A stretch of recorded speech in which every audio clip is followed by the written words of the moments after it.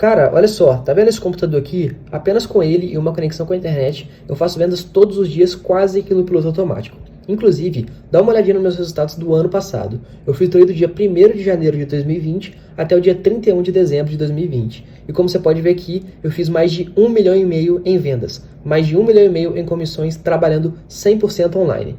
Você quer aprender como que eu faço isso? Então clica no link aqui embaixo desse vídeo e vem comigo. Opa galera, eu me chamo Yuri Ribeiro e falo daqui de Minas Gerais. Eu vim aqui te mostrar o meu resultado nos últimos 2 meses. Mais de 30 mil reais. E esse valor aqui é tudo graças ao João Pedro e todo o ensinamento que ele nos proporciona dentro do curso Robô Milionário. Bora começar o ano de 2021 com o pé direito? Você também pode ter esses mesmos resultados. Quer saber como? Clique no link aqui embaixo e vem comigo. E falando em vendas, olha só os resultados do meu dia de hoje. E olha que o dia ainda está começando. Tá bom assim? Para começar o dia? Fala galera, beleza? Dá só uma olhada nesses resultados. 1 mês trabalhando em casa, usando apenas o celular. Você também pode fazer isso. Quer saber como? Então clique no link na descrição desse vídeo que eu vou te ensinar.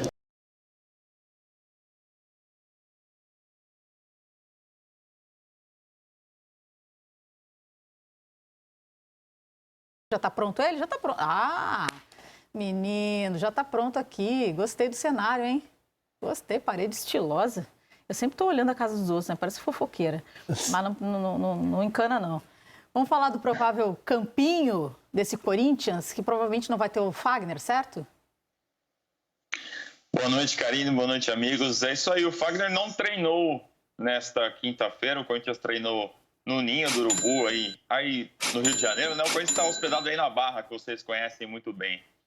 O Fagner não treinou, ele estava com um certo desconforto, fez um trabalho de recuperação. Na verdade, eu conversei com algumas pessoas hoje à noite e a expectativa maior é que o Fagner vá a campo, sim. Ele deve ser titular. Caso ele não consiga ir a campo, aí deve jogar o Bruno Mendes, o zagueiro improvisado, como lateral. Acho que a grande questão desse time do Wagner Mancini no jogo de sexta-feira contra o Retrô é o meio-campo. O Otero, que é o meia, criador, articulador dessa equipe, não tem rendido bem nos últimos jogos, vem sendo bem questionado pelos torcedores. Otero que tem na bola parada o seu forte, né? Mas que não tem conseguido contribuir muito ofensivamente para o Corinthians. Então hoje o Otero é a grande peça de dúvida nesse meio-campo.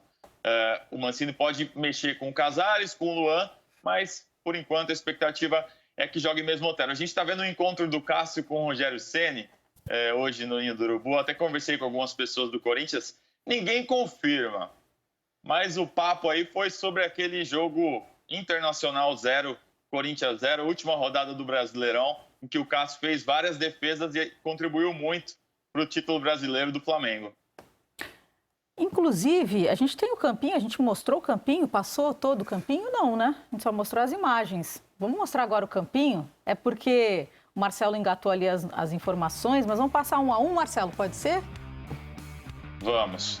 Cássio, então aí tem essa dúvida na lateral direita, Fagner ou Bruno Mendes, mas eu acredito que vai jogar o Fagner. Gemerson, Gil e Fábio Santos. Aí nessa linha de meio campo o Gabriel como um primeiro volante. Mais à frente o Ramiro e o Otero, né? Essa questão da dúvida nesse meio campo. Pode ser o Casares, pode ser o Luan, mas a gente acredita que vai mesmo o Otero. Gustavo Mosquito pela direita, autor do gol da última vitória por 1 a 0 contra o Mirassol.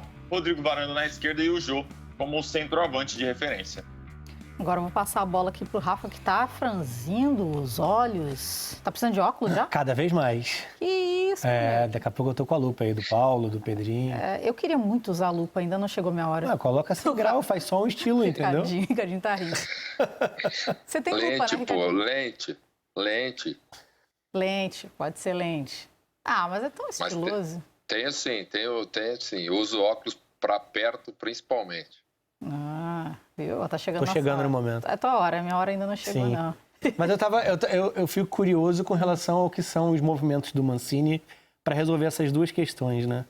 Tanto o vai e vem desse trio de meio-campistas, quando a gente fala do Otero por dentro, e acho que ele oscila ainda muito na função, quando não tem liberdade total sem a bola, precisa fazer um papel, né, alinhado ao que é uma segunda linha, né? A linha de meio campo da equipe do Corinthians, e acho que ele acaba não entregando essa intensidade dentro dos jogos. Assim como as opções para lado de campo, né? Que foram traumáticas em 2020 e que ainda o Mosquito aparece muito bem por isso, né? Consegue, com sequência, dar uma resposta positiva por esse lado direito, mas ainda assim agora você tem o Varanda como opção, recebendo oportunidade no princípio do Campeonato Paulista, mas é um elenco escasso nesse aspecto. E as chegadas, os movimentos, tem até matéria recente do GE falando sobre o Casares, a questão de não entrar em forma, né? Tem uma dificuldade grande para pegar a sequência, para dar uma resposta nesse sentido. Isso é sabido desde o Galo, né? Essa é uma referência que o Corinthians tinha antes de contratar. Então, acho que essa é a maior dificuldade hoje. Se o desenho é um 4-1-4-1, se você tem Otero e Ramiro lado a lado, às vezes falta no setor de meio campo, principalmente sem a bola. E essa é uma questão que o Mancini tem que trabalhar para ajustar. E se você recua muito a linha para compensar isso, o gol fica muito longe, né? E aí tem a questão do aproveitamento desses jogadores de velocidade. Se você é capaz de colocá-los em jogo e se eles vão te dar uma resposta à altura, né? Ano passado isso faltou no Corinthians. Ricardinho, queria que também você incluísse no teu comentário essa parte física mesmo que o Rafa tocou, que eu acho que você, obviamente, entende muito mais do que a gente, que esteve dentro de campo, venceu isso no dia a dia. Eu acho que, primeiro, o jogador não pode estar mal fisicamente. Ele, hoje em dia, sempre foi assim, mas principalmente hoje, os clubes oferecem uma estrutura em todos os sentidos, alimentação, treinamento, descanso, vitamina, enfim, preparação, reforço, e o jogador ele tem que estar em forma. Eu acho que ele não jogar bem pode acontecer, porque faz parte de uma engrenagem de uma equipe, né, de uma tática, da forma com que ele é escalado muitas vezes, mas a parte física não. Ele tem que estar em forma. Lógico que depois do recomeço das férias é uma retomada, mas a gente está falando, por exemplo, do caso do Casares, ele não pode nesse momento estar fora de forma, o time todo num processo e ele em outro. Não é possível isso. E sobre a questão do Corinthians, acho que o Corinthians tem defensivamente uma situação equilibrada, né? Do Cássio e da linha de defesa com o Fagner e o Fábio nas laterais, o Gemerson e o Gil, e até com o Gabriel na cabeça da área. Daí para frente é que começam os problemas do Corinthians. Não tem um armador que se firme. Luan teve várias chances, não se firma. Casares está com problema de condicionamento físico. Otero é um jogador que bate bem na bola, mas que não é um armador, que não participa muito do jogo, oscila muito, assim como o Casares, quando está no melhor momento. E o ponto final do time, que é a parte ofensiva. O Corinthians precisa de pelo menos um jogador, uma alternativa de lado, além do Mosquito, do Gustavo, que tem em muitos jogos dado essa opção, até no último jogo contra o Mirassol fez o gol da vitória. Mas precisa ter mais alternativas o Wagner Mancini, porque senão o Corinthians joga nessa característica. Marca os adversários, recua a sua linha de marcação para tentar contra-atacar, para tentar jogar no erro. Tem dado certo os últimos jogos, mas para se ganhar campeonato tem que ser diferente e o Mancini sabe muito bem disso. Marcelo, agora falando também do Retrô, que apesar de não ser muito conhecido, é um clube jovem, foi criado em 2016, mas o presidente do clube, do Retrô, já falou que vai para cima, não tem essa aí. A estrutura é fantástica. Porque é o Corinthians, vai para cima. 10 campos. Exato. CT espetacular. Eu li a reportagem do Ele disse que queria do Léo Bianchi queria e do Marcelo, fazer incrível. o melhor CT da região Norte-Nordeste, então ele investiu ali cerca de 40 milhões, ele é um empresário ali de Recife, da Grande Recife. Esse clube é muito novo, está em sua primeira participação de Copa do Brasil, tem uma folha salarial de cerca de 300 mil reais, é bem inferior aí à do Corinthians, né? Mas é um time que tem um projeto social também ali. Então eles usam vários meninos da região, vários meninos ali do Nordeste e vem qualificando esse elenco. É um time que não perdeu ainda nesse ano no Campeonato Pernambucano e o presidente está bem empolgado com a partida. Quem quiser saber um pouco mais pode ouvir no podcast GE Corinthians, uma entrevista que ele deu. Tá apostando alto aí nessa partida. Lembrando que quem passar leva aí o prêmio de 1.700.000 da CBF. Então, o Corinthians também está de olho. Não é só o Retrô que tem um baixo orçamento, não. O Corinthians também está de olho nesse dinheiro. Falando em dinheiro... Já é uma segunda fase, né? Então não tem mais a questão de vantagem. 0-0 é pênalti. É verdade. E falando do Retrô que você estava comentando sobre a estrutura e tudo mais, e chama atenção, a folha de pagamento, como bem disse o Marcelo, é reduzida, é totalmente diferente dos outros clubes, Perdão. mas mesmo assim, tudo Então, bem. é mesmo assim, reduzida. o presidente disse que vai para cima. É reduzida, mas é alta para os padrões de uma equipe de campeonato estadual. E eu acho que essa é a referência que a gente tem que fazer. Se jogar, por exemplo, uma Série D de Campeonato Brasileiro, 300 mil é uma ótima folha.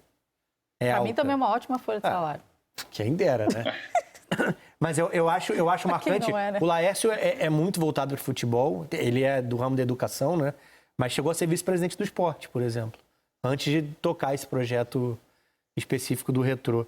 Eu acho que há um gap no futebol brasileiro, há um espaço de trabalhos desse porte, desse nível, que grandes clubes ficaram devendo, nem sempre em termos de estrutura, mas principalmente numa questão financeira, de não dar uma resposta de ser equacionado, de poder gastar o que arrecada, o fair play financeiro, digamos assim, que se debate, mas não se aplica ainda no futebol brasileiro. E eu acho que esses clubes que têm por trás um investimento privado, uma ideia mais estruturada, assim, restrita, que não tem pressão política. Eu não vou dizer que é uma tendência, porque o Brasil não é fácil, assim, não é para principiantes, né? Não é fácil se afirmar. A gente tem o exemplo do Zico no Rio de Janeiro, e o CFZ, o quanto foi prejudicado e ficou pelo meio do caminho, até chegar à primeira divisão do futebol carioca. Mas há o espaço para que isso aconteça. E eu acho que o Retrô, em médio prazo, com a continuidade do investimento, é time para se afirmar localmente. E aí você já está falando de participação consecutiva em Campeonato Brasileiro, né? Subir ou não é sempre muito difícil quando a gente fala em mata-mata. Mas como projeto é muito interessante. Sai zerado, as decisões são técnicas, então é uma grande vantagem já com relação a um grande número de clubes que têm dívidas altas e as decisões são políticas. E quando se pensa assim, num clube tão jovem, Ricardinho, isso também acaba enchendo os olhos, né? Como disse o Rafa, é um time que tem uma estrutura bacana, nasceu em 2016, o presidente passa também essa visão de, não interessa se é o Corinthians, a gente vai para cima, a gente vai atacar, não vai ficar só aquela coisa retraída e tal, se defendendo. Então a postura também conta. Quando a gente fala em estrutura, em equilíbrio financeiro, e mesmo que seja uma equipe nova, tem que dar certo, né? Porque serve de exemplo, de referência e manda o recado. Olha, a gente montou a estrutura, a gente tem o equilíbrio financeiro, paga-se em dia, dentro da sua possibilidade. Tecnicamente, se monta a equipe com qualidade, competitiva, os resultados estão aí. Então, esse é o recado desse momento que o Retrô, de repente, está dando, ou pode dar amanhã, porque amanhã é um jogo que o Corinthians sabe que não é um jogo simples, né? É um jogo que o Corinthians vai ter que jogar muita bola, vai ter que se aplicar para poder eliminar o Retrô, que é uma equipe competitiva, sim. Eu vi um jogo já do Retrô nessa temporada, nesse início agora do campeonato, e é um time tem velocidade, tem qualidade, tem bons jogadores jovens. Então é isso, é o recado. A gente tem que dar certo. Esse tipo de projeto, como o Rafa colocou, a gente torce para que dê certo mesmo, para que possam surgir mais, né? O futebol precisa desse tipo de projeto, desse tipo de organização. Marcelo, a gente tem mais uma notícia também envolvendo o filho do Branco. Exatamente, é um meia chamado Stefano Leal. Deu uma colada aqui no nome dele, mas ele foi dispensado do jogo de amanhã, porque ele é filho do tetracampeão branco que está internado, lutando contra a Covid-19. Então, a equipe dispensou o jogador, ele não vai participar. Lembrando, o Corinthians segue para Saquarema amanhã, está aí no Rio de Janeiro. há uma preocupação do Corinthians em relação ao gramado do estádio, né? A gente viu Boa Vista e Fluminense essa semana, um gramado bem ruim, então o Corinthians tirou muitas informações sobre esse gramado, sobre a estrutura do estádio e segue amanhã para fazer esse jogo de Copa do Brasil. Fechamos a conta então, Marcelo. Sextou, 00:08. Pronto. Tá de folga nessa sexta ou não? Não, vou trabalhar. Achei que você ia me chamar de Atirson, até falei com o meu staff aqui, ele liberou esse apelido. É pior que lembra sempre mesmo o Atirson mesmo. Atirson é gente boa demais. Um abraço para ele, se ele estiver assistindo o programa, quem sabe, né? Um beijo, então, Não vai estar assistindo, ele está participando. Boa, Rafa. Você foi bem nessa. Um beijo grande, guri. Valeu, bom trabalho aí. Tchau, tchau. Tchau. Valeu. É verdade, é Atirson, é a cara do Atirson mesmo. Bom, a gente vai para o intervalo rapidinho e na sequência teremos Gabriela Moreira, que moral aqui, hein? Junto conosco, no Troca de Passe ao lado do Ricardinho no telão. Estamos podendo. Tá cheio de global no troca. Coisa boa. A gente já volta.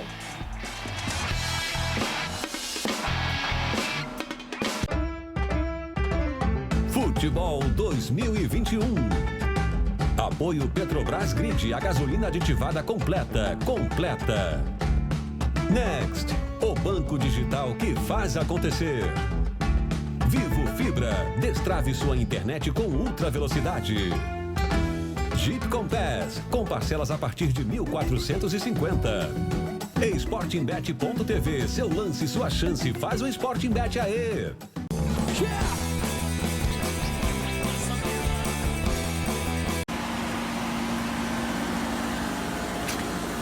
Pessoal, olha só, o mês nem acabou ainda e dá uma olhada nos meus resultados. Mais de 100 mil reais em vendas utilizando robôs que vendem pra mim quase no piloto automático. Se você quer saber como que eu faço isso, clica no link aqui embaixo e vem comigo que eu vou te mostrar o meu método 100% testado e 100% comprovado que eu uso para fazer vendas todos os dias pela internet usando robôs.